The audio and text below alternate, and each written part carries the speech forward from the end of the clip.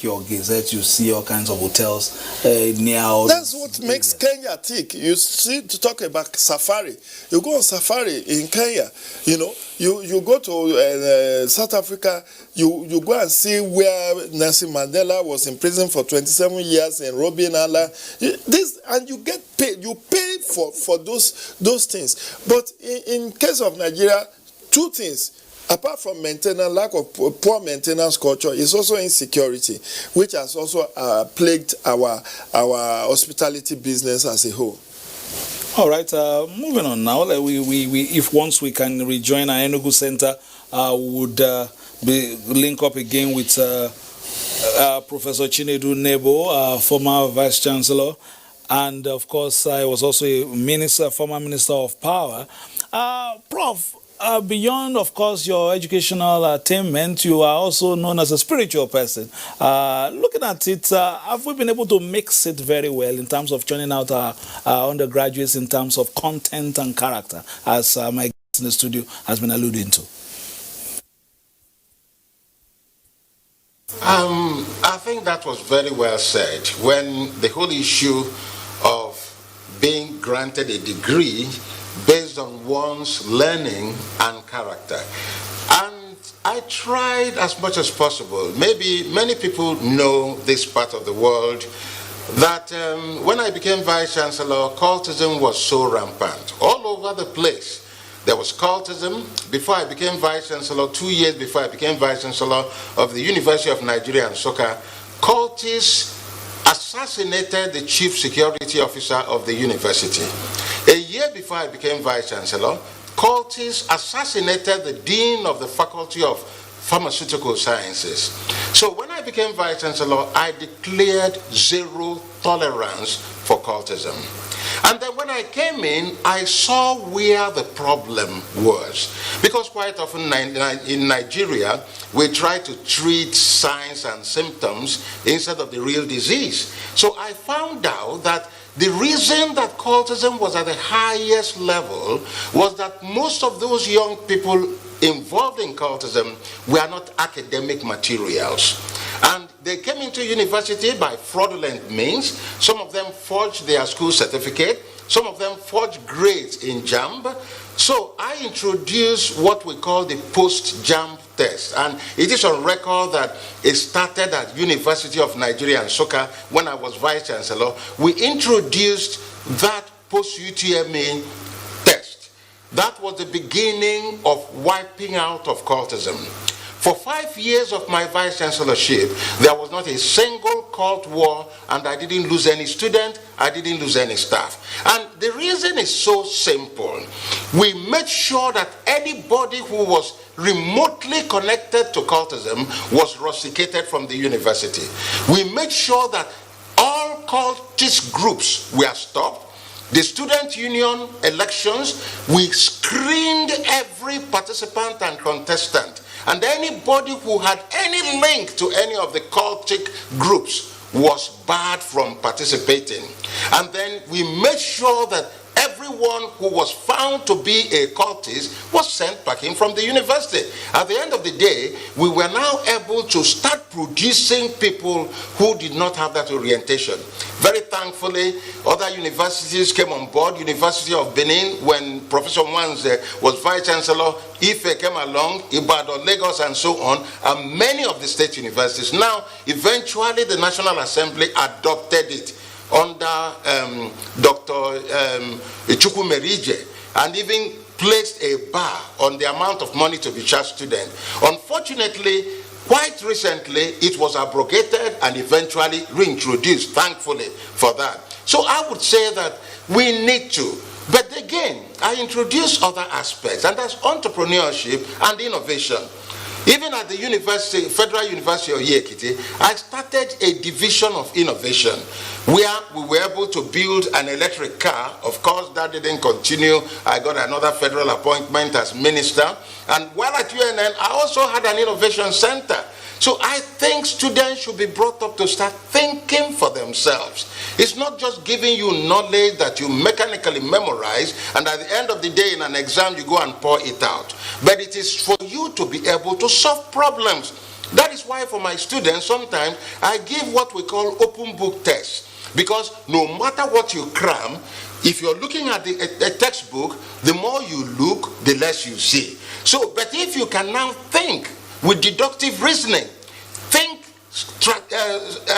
very instructively, know from your own, not only intuitively, but also strategically thinking, you'll be able to deduce answers for real life problems. So I think our orientation in academia should change. Our children should be taught from primary school how to think. Use your brain. Give them problems. Throw it to them. Even if it is in groups, let them model through the entire process and come up with a solution. Instead of, you cram this is the capital of Lagos, this is the capital of Enugu, this is the capital of Abia State, this is the capital of Liberia, and so on. We need to teach functional education so that at the end of the day, our graduates will be nationally relevant and globally competitive. If we do not do so, we will be just swept aside while the current of innovation, technology continues to run the world. As was one of us just said recently in this program from Abuja, this is a knowledge economy. Nigeria must embrace the knowledge economy if we are to develop optimally. And then we will stop losing our best minds and brains. Because if we have all the facilities to make our young people to realize that they can stay home. Young people are developing, teenagers, they are making drones, they are making cars, they are making helicopters, they are making airplanes. Nobody talks to them. They just go to motor parks and show these things. And at the end of the day, neither the local government, nor the state government, nor the federal government has any interest in these young people. And it is innovation that drives technology. We must come to a place where innovation, even if it is possible, we call it a course, that every teacher, every one who is involved in delivery of education has imbibed, so that our younger people will learn to think for themselves. Professor Chinedu Nebo, the capital of Enugu is Enugu. I know that one very well. But let me say this very quickly. You know, you were talking about innovation. Even here at the Nigerian Television Authority, it is what we do yearly by doing a science exhibition for the youths. And we've seen quite a number of talented youths come out of that in the years and years that that exhibition has been going on as a science expo as put together by NTA's Educational Television. But let me ask Professor Jewunye Kwere. We spoke earlier of the triple helix model, which has been seen to work very well in other climes. That is, you know, promoting technologies, promoting innovation with a handshake between government, research institutions or tertiary institutions, as well as industry, especially in that zone where we have seen a lot of very vibrant youths with creative energies. How do we begin to cultivate this, even at the state level, before we look at it holistically from the national level? Let me put it in this form. Nigeria has a teeming youth population. First and foremost, Nigeria has the 7th largest population in the whole world and the 3rd largest youth population in the whole world after India and China. So what does that mean? What it tells us is that we need to harness these youths, because if we can capture the youths when they have growing age, we'll be able to channel their energy in the right direction. Because it is said that extreme hypochondria requires extreme therapeutics. If the youths are not captured and put in the right channel of life, they will become restive, because they don't know what the time they have to use their time for. Because I remember when we were studying in the university, we studied the analog way. There was no computer.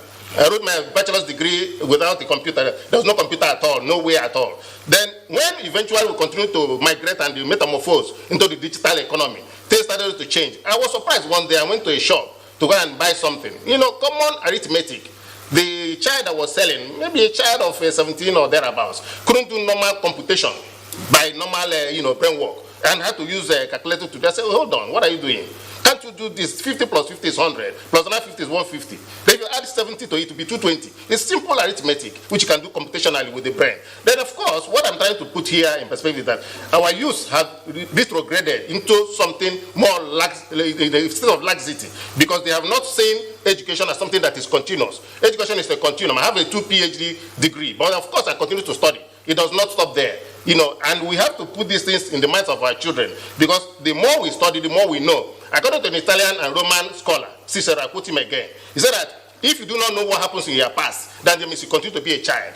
So if we know something happened in our past, we continue to educate our children based on that. I'm sure if we call some of our children and tell them what happened to Nigeria in 1960, they don't even know. Ask them who were the founding fathers, they don't know. But tell them what happens in the US, the person that invented jazz music, they will give you all the answers. But of course, energy is being directed in a negative form. I'm not saying that all those things are bad, but if we have to develop our own economy from our own basis, we have to build a sound basis for educating our children. First and foremost, train them to know what is right, to do it the right way.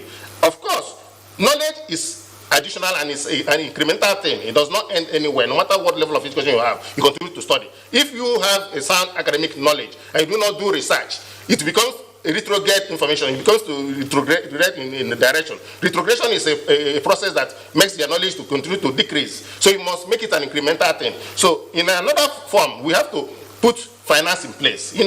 One thing that is important is finance. If there's a political will, there must be money to actualize the political will. Like I said before in my opening salvo, you see, most of our youth have ideas of innovation. Some can build cars, like the professor here has said. People could manufacture so many other, machineries, in place, in universities and elsewhere. But we will not finance these projects will become dead on arrival. So we must finance them by putting enough financial muscle in place to encourage them, because money is a source of increasing wealth. So what am I trying to say? I'm driving home my point by saying that youth are ready to work, but government also tap them at their knowledge level to educate and inculcate that discipline in them. Because if you do not channel them in the right way, they will go negatively, and that is where we lose out.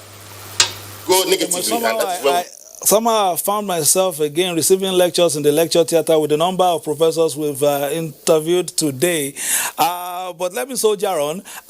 Professor Nebo, let's have this, as some of your, experience. Let's have some of your experiences. How do we incentivize, learning? The way it is these days, we just want these quick wins, especially for the youth. They want things to come yesterday.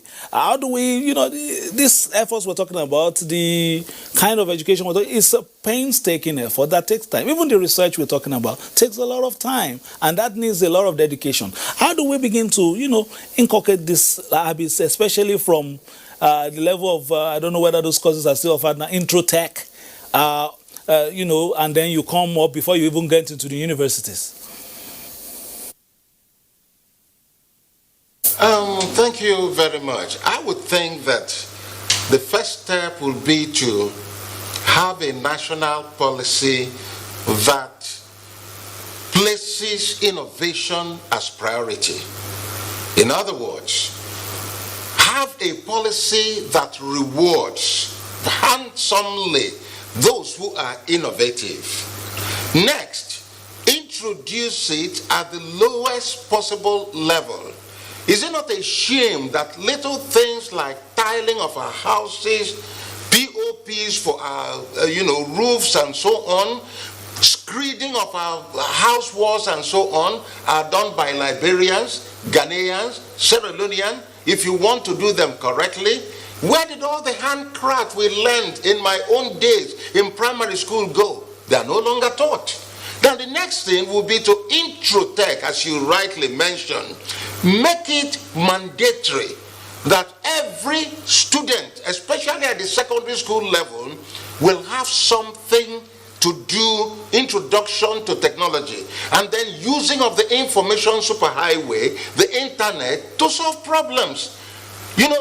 There is almost nothing you cannot get from the internet. Just Google it or find a search engine, and then you get the information you want to devise something, to build something, to erect something, or to understand something.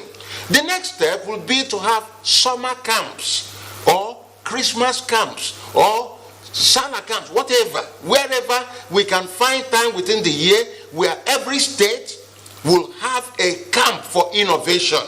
where young boys and girls who are talented will come and show their talents. And then there should be competition at the local government levels, to the state levels, interstate levels, and national level in innovation, so that we can capture these talents. I see them wallowing, and it is so grievous to me.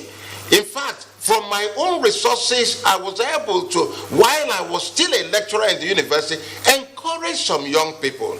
But unfortunately, no single individual can do that. We need government intervention. So I would say government should spend whatever it takes to bring us out of this technological stupor that we found ourselves. And then I believe that internet bandwidth should be regarded as infrastructure. Every child, whether in the village, whether in the city, should have an access to some extent to internet. And using solar technology and so on, devices can be fabricated now or manufactured, where even at the primary schools in the villages, people can have access to the internet. So give the children a challenge. Tell them, I want you people to build a car, helicopter, drone, whatever it is. And you'll be surprised at what these our young people would do. I'm just pleading that government should use their power to enact whatever it is, a law or whatever that says innovation is priority. Once that is done, and then it is backed up, like my brother, Professor Naji said, backed up with the finances, and then people know that I can go and show off what I have done. If I manufacture something, there is a forum at the local government level, at the state level, at the national level, to show it off. NUC is doing that at the university level, but that's mostly for mechanical devices that are neither here nor there. I believe that with the information superhighway, we can go nuclear in this kind of a thing. And that is the way I believe that if we now pay attention to innovation, entrepreneurship will spring up. There are lots of ideas that are there. Our young people, many of them are entrepreneurial, but unfortunately there is no backing, there is no support, there are no competitions where you can send a proposal, bankable proposals, and then have a microfinance bank or a regular commercial bank support you to do something. We need to create such an enabling environment, and I believe it will be better for Nigeria in the long run. Much Professor Chinedu Nebo, you've spoken with so much patriotic fervor. And talking about patriotic fervor, I want to take this report about the Nigerian flag, green, white, green. The independence anniversary of a nation naturally calls for pomp and pageantry, with national symbols conspicuously on display. The national flag standing erect and waving sends a message across to the people of a strong, united and virile nation. The concept of the Nigerian flag, like those of other nations, was created by a person gifted with an hindsight to project the ethos of the nation. The name of the designer of our national flag? Yes, it's Pa Akikomi. The national flag, I think that should be Ogbeni Taiwo Akikomi. I'm not sure, but I think it should be. To mark Nigeria's 60th Independence Day, a visit to the person who designed Nigeria's flag may just be the appropriate thing to do. At 84, Pa Taiwo Akikomi, the creator of the nation's flag, is living a quiet life with his children at the suburbs of Ibadan. Try as much as he could to recollect how the vision of green and white came, he still couldn't believe it's been 60 years already. I presented something the country wanted to use as the flag useful anywhere in the nation. If someone should ask me of my name, but I'm Akikomi, Akinwumi. Who is Akikomi? Is it the one that designed the Nigerian flag? Yes. It's always a thing of joy. I'm proud to bear the name. For Pa Akikomi, parting words are those of humility. To him, creating an identity for the nation has been a rare privilege he will cherish for as long as he lives. Many thanks for that report, even beyond, because the flag continues. Let's take this Vox Pop Shades of Opinion of Nigerians on Nigeria at 60. 2 reports put together, and then we'll come back to the studio as well and discuss also with our guests at the Enugu Network Center. In the last 60 years, it's very difficult to point to anything except for the fact that we continue to build on our human resources. Oh, it's something we should all be proud of. Nigerians are making waves across the globe in all human endeavors. Are we going to talk of medicine? Are we going to talk of sciences? All forms of human endeavors across the globe, we are there. If you look at the Western world, in the US, in Europe, especially in the United Kingdom, if all the doctors in the US or in the UK go on strike, oh, they will know something is happening. If you go even down South Africa here, Republic of South Africa, the best of the best of the best of brains they have here, they are Nigerians. So we are blessed. We are so blessed. And we thank the Almighty God for that. So we can count on that. And I'm marveled about that. The fact that the potentials, they are there. But the leadership is wrong. It is the wrong sets of leaders we've had. I believe in Nigeria. I believe in the unity and continuous progress of Nigeria as a nation, as an indivisible nation. I believe in restructuring, but I believe restructuring should take care of so many interests. One, go and restructure your local government to ensure inclusiveness. Your state, inclusiveness. Let us embrace inclusiveness in the way that everybody is seen as an equal stakeholder. You love Nigeria. Of course, if I didn't love Nigeria, I wouldn't struggle so hard to make sure that we get back to where we were, because I believe that what I'm saying, or most of us are saying, we're not talking about a Nigeria that's not familiar to us, that was good to everybody, that helped everybody to grow. You know what I mean? Diversified economy, all kinds of things. So I love Nigeria. That's why the reason I came back after so many years abroad and refused to go anywhere else. And all my children are here. God, we thank you for finding ourselves in this location. Nigeria has oil. Nigeria has cattle. Nigeria has goats and chickens. Nigeria has gold in Zamfara. Nigeria has uranium in Taraba, in Kasa.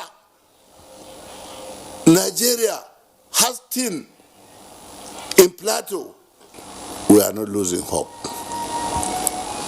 People like Murtala will one day resurface in Nigeria. People like Nnamdi Azikiwe will come back to Nigeria one day. I recall very well I was a small boy when Nigeria got our independence. And as a small boy, it was a beauty to behold. Sincerely, it's been a journey of victory, a journey of success, a journey of challenges. Within this last 60 years, we have had a civil war that nearly consumed the country. But thank God, our leaders then stood and are able to fight and ensure that the unity of this country is assured. And that is what we are enjoying today.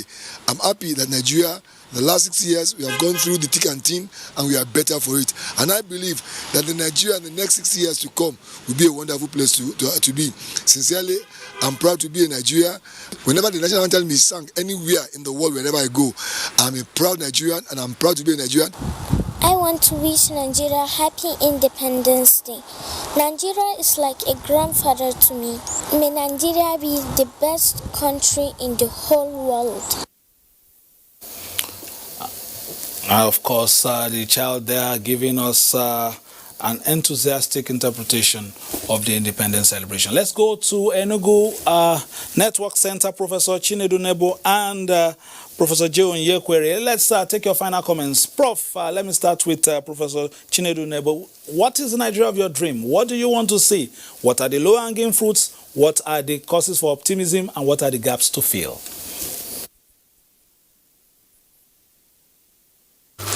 Nigeria of my dream is a country where everybody feels at home.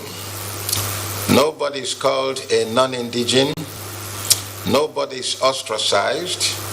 Nobody is thrown out because of where he or she comes from.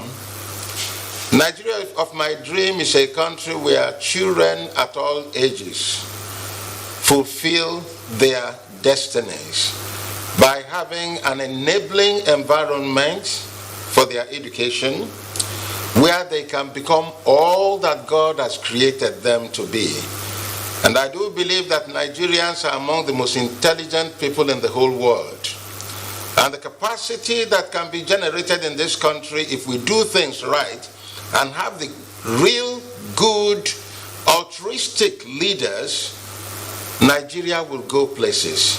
Nigeria of my dream is a place where everybody will be satisfied with the medical services, where I don't have to lock up all my doors and lock my cars with chains and everything, where security is guaranteed, where businesses will flourish, where I could travel without dying on the roads, because the road accidents are taking more people than cancers and all kinds of diseases. Nigeria of my dream is a place where the infrastructural system will be so robust that our children from their dining tables and bedrooms will be able to erect and conceive ideas that can transform our nation and our world. Nigeria of my dream is a country where internet becomes ubiquitous in every ramification of the word, where bandwidth is available for young people at all ages to access the information superhighway and learn to do things on their own. Nigeria of my dream is a place where I was born in Kafancha, where I can go back to Kafancha and be received as a brother, a member. My umbilical cord was buried there. Nigeria of my dream is such a country where I am seen as a Nigerian first, not as an Enugu man, not as an Igbo man, not as an Hausa man or Yoruba man. Nigeria of my dream is a place where, like when we were children, we didn't know where people came from, apart from the languages. I schooled in Kafanchan, Ibadan, and Port Harcourt. And all my friends from different parts of the country, we maintained our friendship. Nigeria of my dream is a place where every Nigerian is a Nigerian indeed, and none is regarded as a non-indigen. Professor Jehu Oyekwere, do you agree? Do you have one or two more lines to add? In addition, Nigeria of my dream should be a Nigeria that I will see as my home.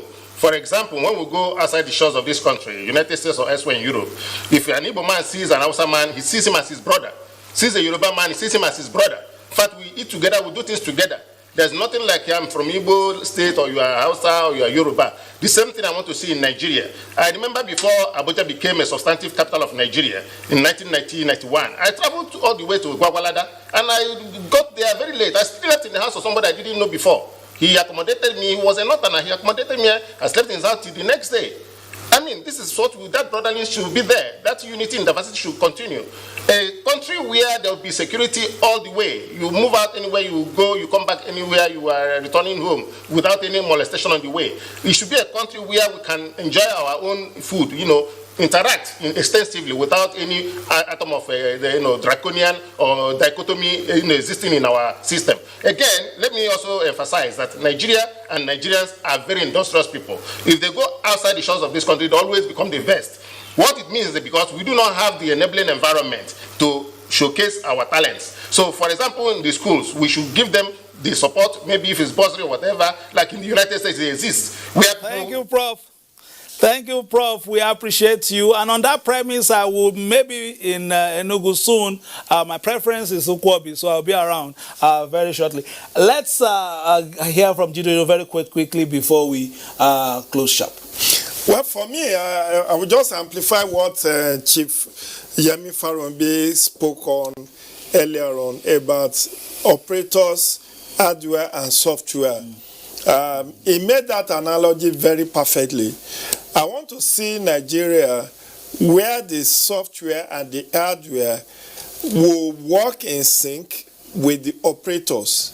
Right. And the operators of the system will not be people who will oppress and lord it over the citizens. And lastly, we need citizens. You know, there is a saying that eternal vigilance is the price of liberty. Nigerian masses and youth especially needs to be vigilant and hold our leaders to account. Thank you, Jide Joe, and all our guests, Professor Chinedu Nebo, Professor Joe Nyekwere, before then, Lawa Yusuf Salawa, Professor Seth Akutsin, and Dr. Ashiru Sani from Kaduna Network Center. We also had Chief Yemi Farumbi, we had Alaji Okono, of course, and Professor Akinteri were all being part of today's celebration of Nigeria's 60th independence anniversary. Continues tomorrow on the network service on the Nigerian Television Authority as 12 noon. My name is Fisayo Ogunfui, thanking you for being a part of this unique broadcast, celebrating, felicitating with Nigerians at this auspicious occasion. Thank you for being a part of NTA's coverage, and stick with NTA, where we give you the very best of news, reviews, previews, and interviews. Bye-bye now.